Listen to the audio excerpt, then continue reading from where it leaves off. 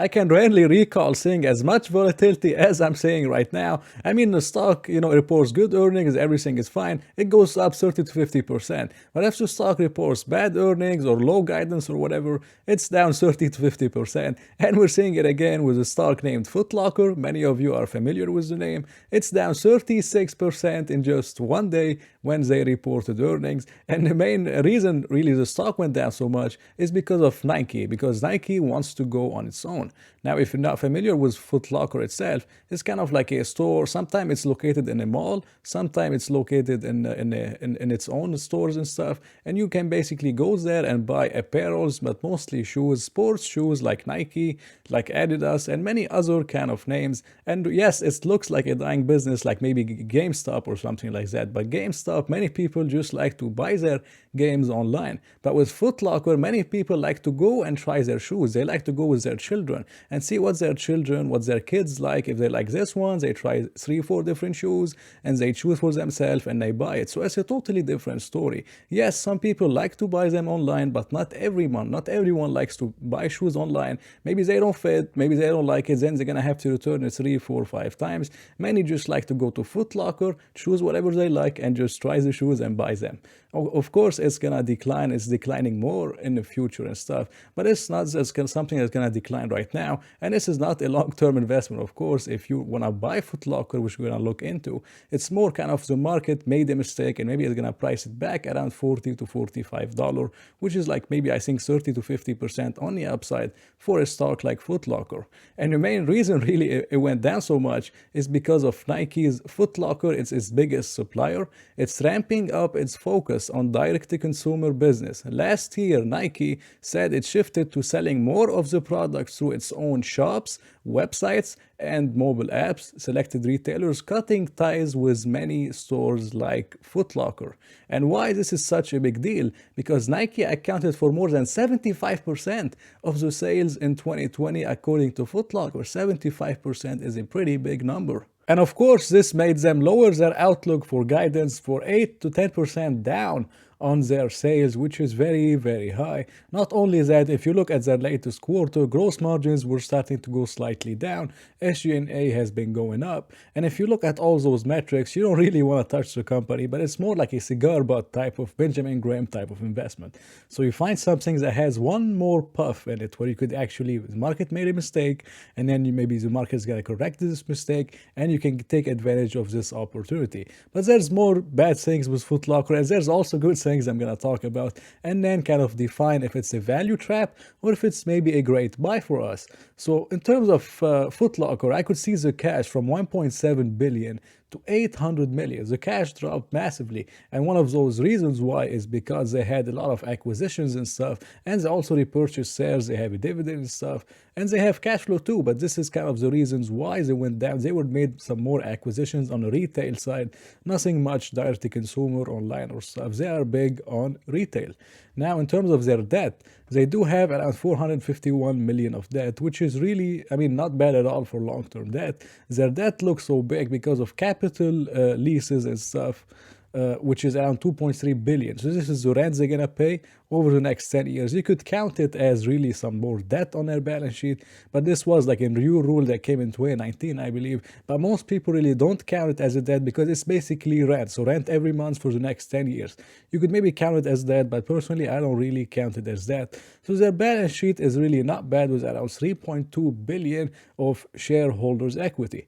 Okay, now this is some of the good things with Footlocker. Footlocker is very well known to repurchase its own shares. You could see the shares outstanding over the life of the company.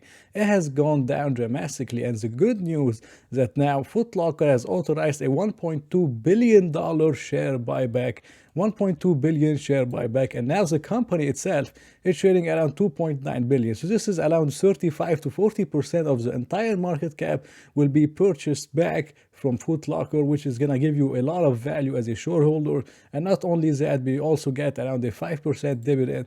Now, in terms of the market cap to free cash flow, the valuation for something like Footlocker is actually the lowest it's ever been. It's trading at 4 times free cash flow. This is pretty low, especially especially if you compare it to other companies and stuff.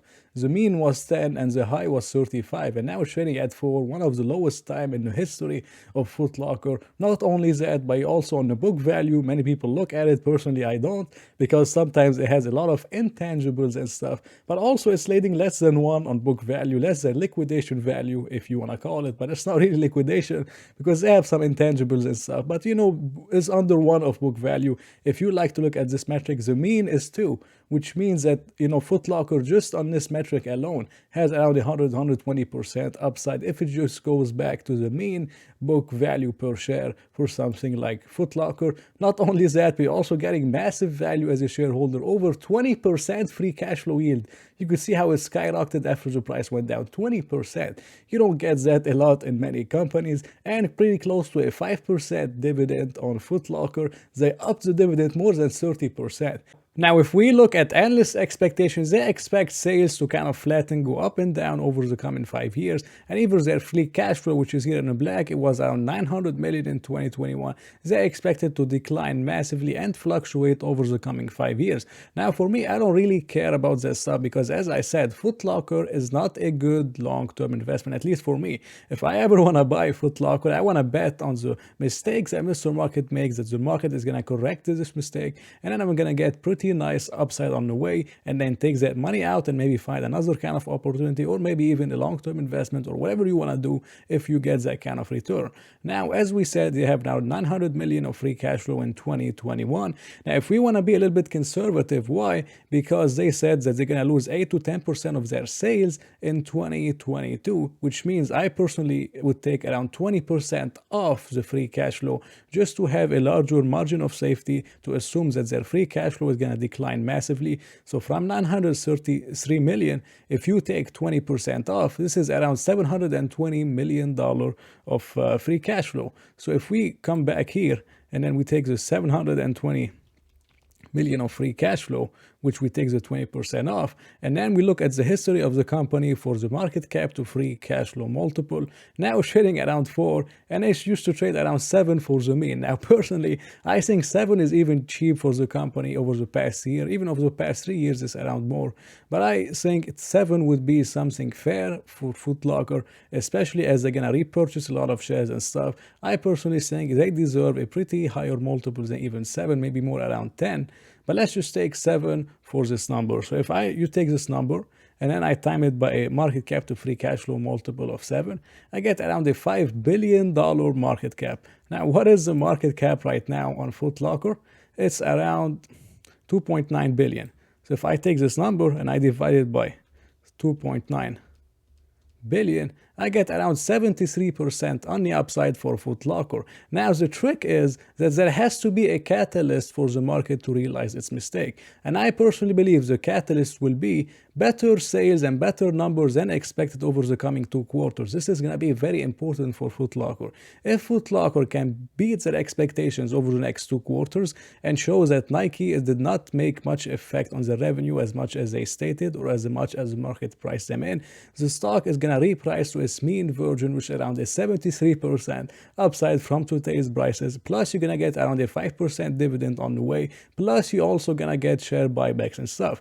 Now, for me personally, I'm not really going to be buying the stock just because I personally feel there's better opportunities for the risk reward in the market right now after everything is beaten down so much. But if you want to buy Footlocker, I mean, personally, I would wait maybe for a lower price because it's really risky. So it may be a value trap, but again, the free cash flows, the numbers, they speak for themselves for the company. It's not a long-term investment. If you want to buy it, it's going to be something very quick profit, wherever you can take advantage of Mr. Market's mistake, and then they correct the mistake and you get your 73% upside. So you make your own judgment, and then you watch this video, you can decide if Footlocker is a stock for you or not. This was my personal opinion on it. If you like this video, please press like and maybe consider subscribing. I hope to see you in another one.